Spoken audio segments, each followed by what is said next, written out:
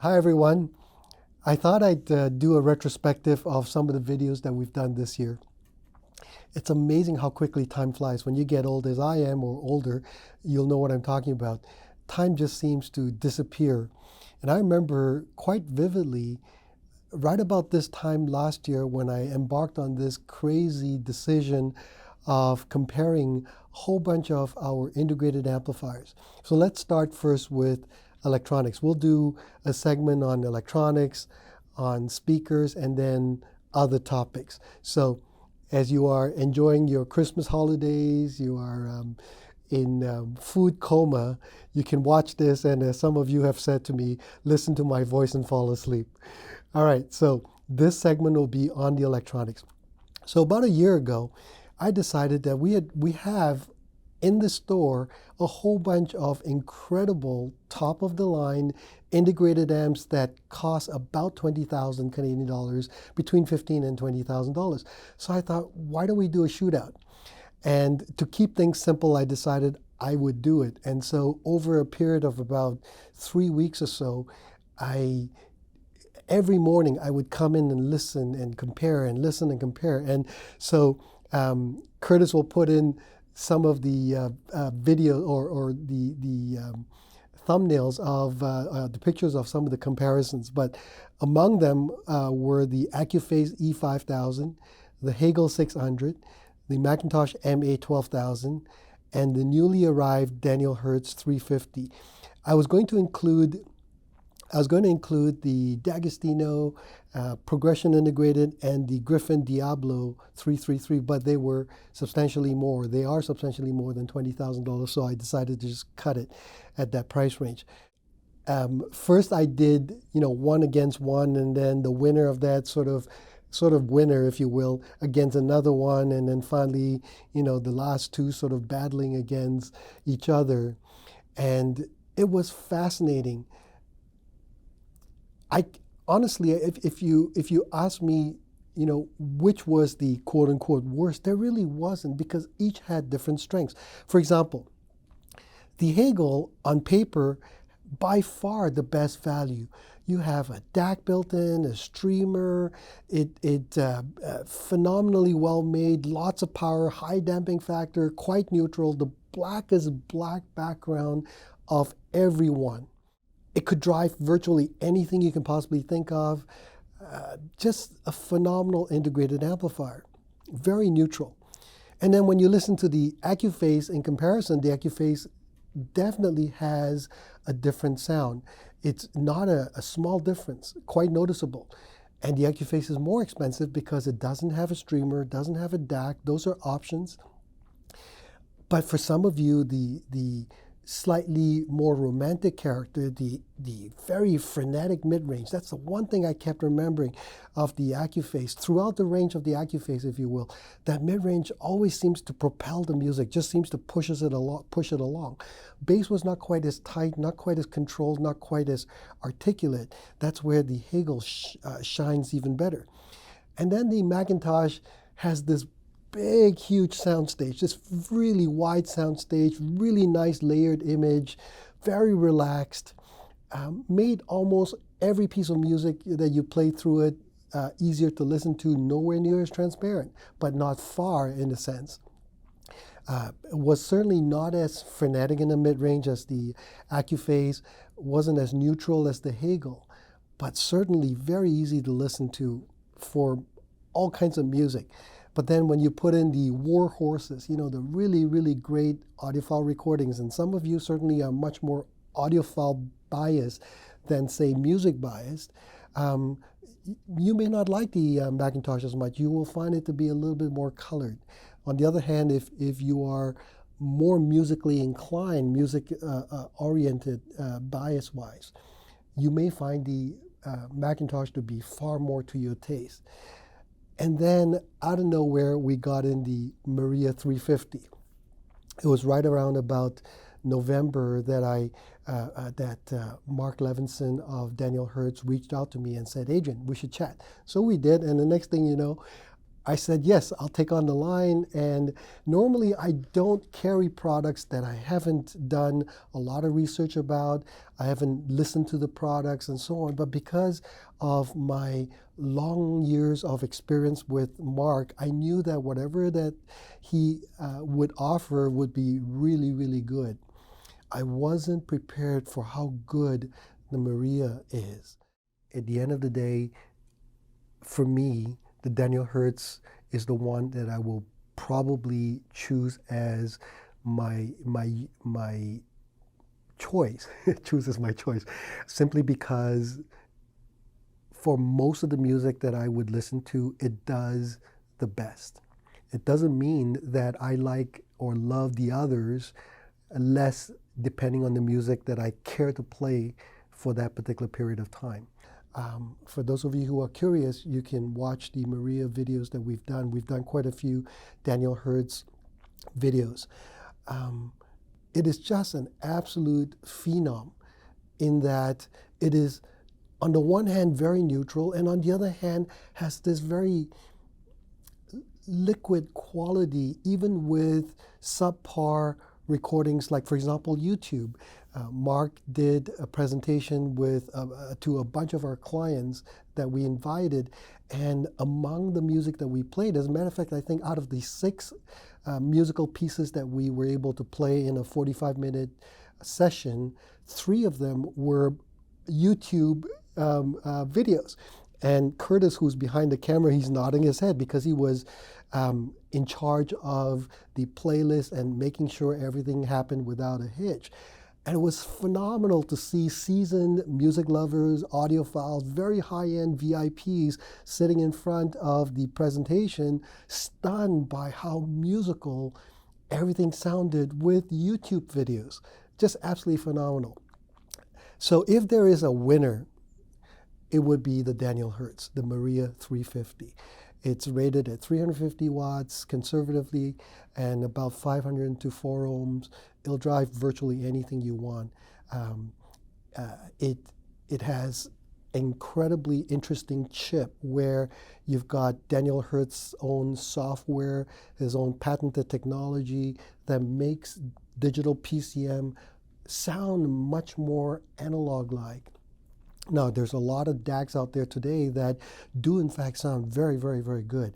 It's just that this is included in the chip.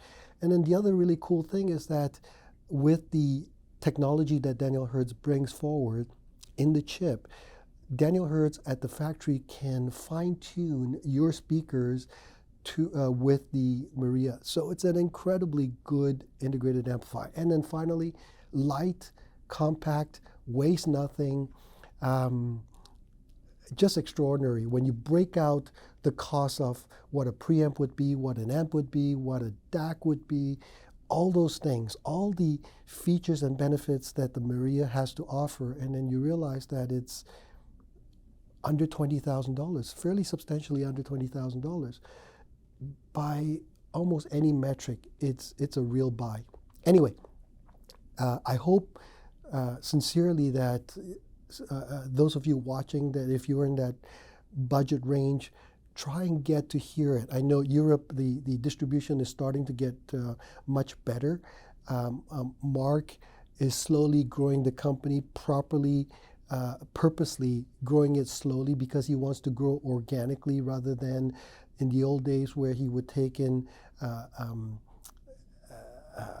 investors, and maybe that will happen at some point. But for now, by growing it the way he does, everything is custom made to order. And so, anyway, that is the shootout of the integrated amps. Now, further to that, we did the Gryphon Diablo 333. We received it, I think, February or March of this year. And again, what a phenomenal integrated amp. By then, by the time we received the Diablo 333, I had done a video on the big boys, the Commander Preamplifier and the Apex amplifier. And those are serious beasts. The Commander, the Apex amplifier, if you were to stand it on its face, it would come up about 3 feet or so. It's an amazing, serious, hunk of iron, just crazy. And as much as I expected the Diablo 333 to be very good, I was stunned, if you will, that it sounds as good as it does. I just didn't expect that. It is substantially better than the previous generation, in my opinion, and my opinion only. Those of you who've heard it may disagree. But I really, really like it. It's in many ways quite close to what the Commander preamp and the Apex amplifier combination. There's certainly a lot more that it shares than that they are different. Effortless power, very dynamic, smooth and neutral. Doesn't have quite the bit of darkness that earlier Gryphons would have. Big soundstage with a wonderful retrieval of air and ambience. The black levels, if you will, between the notes is almost as good as the Hegel. The Hegel is by far the champ in this area, but almost as good. But what I really liked also is that the images were more three-dimensional.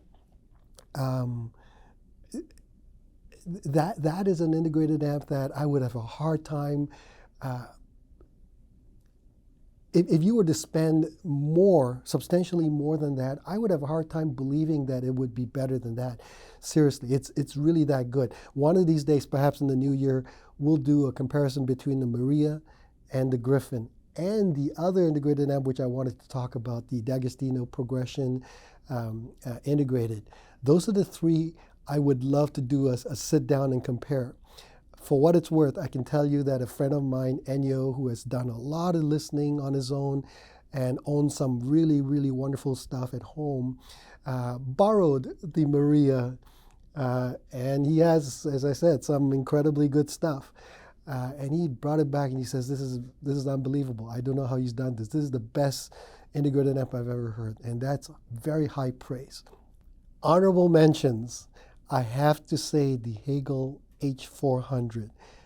I really like this integrated amplifier. I don't know what it is.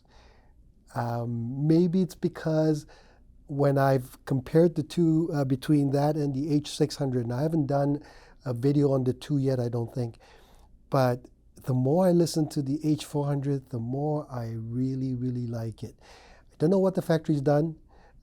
It's just a phenomenally good integrated amp, and it's well below $10,000 Canadian, so it's substantially less in the US.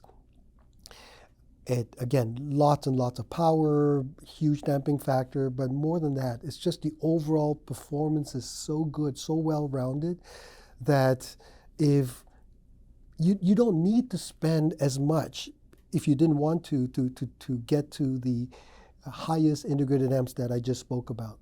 This is really good, and I can certainly see lots of people being extremely happy with it. Phenomenally good integrated amp.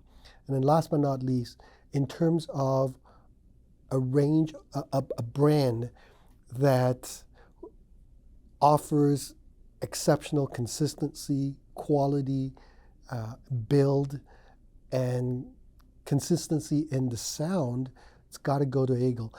Sorry, not Hegel, but rather to Acuphase.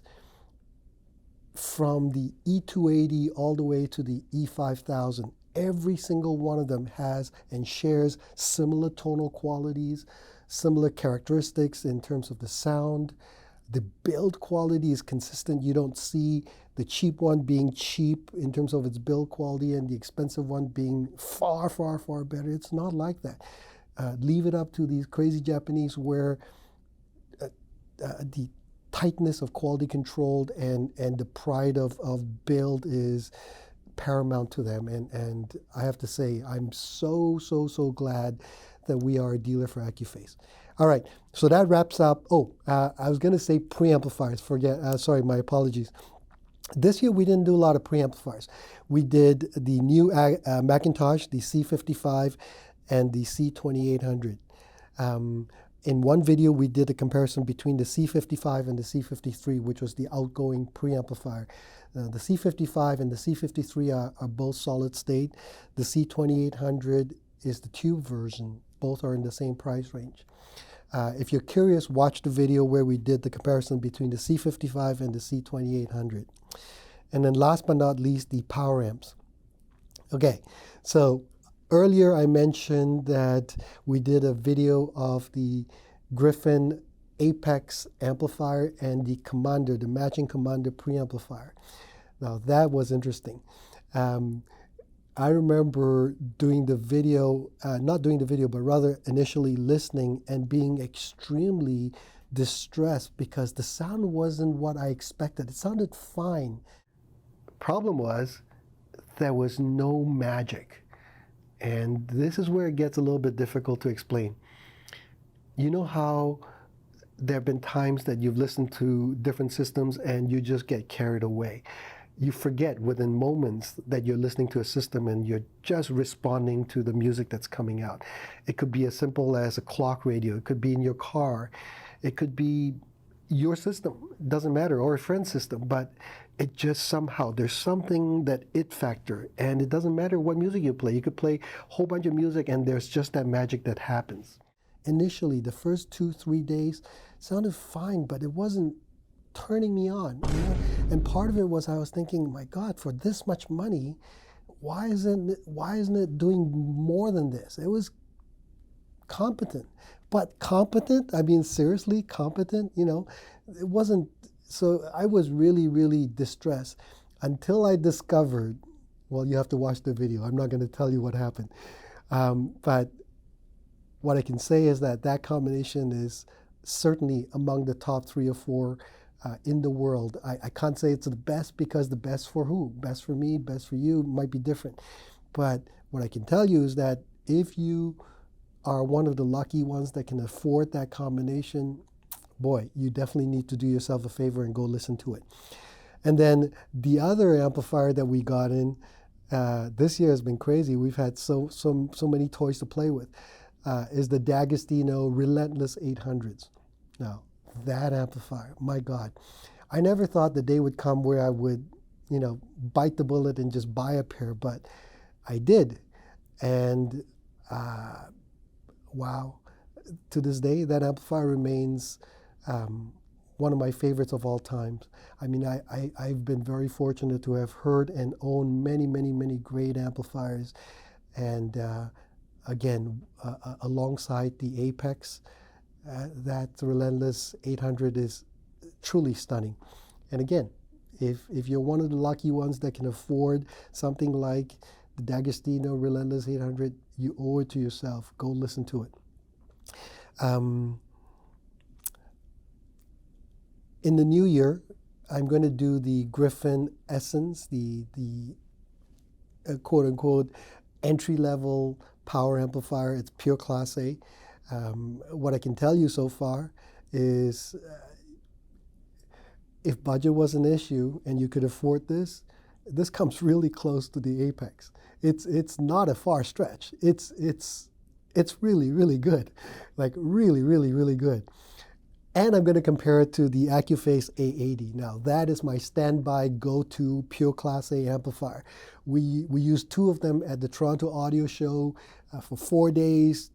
The amp was never turned off. 24 hours a day, we always had music playing. And when the show was over, we still kept it on. Wow, that is also another great amplifier. And because they're both pure Class A's, it'll be interesting to see what they sound like. So, okay. So anyway, this is the segment for the electronics. There'll be another segment for speakers coming up. For those of you watching this year, Merry Christmas to you and your family. Happy New Year. Thank you for staying with us this year, for supporting us. And we'll see you again next time. Take care. Bye-bye.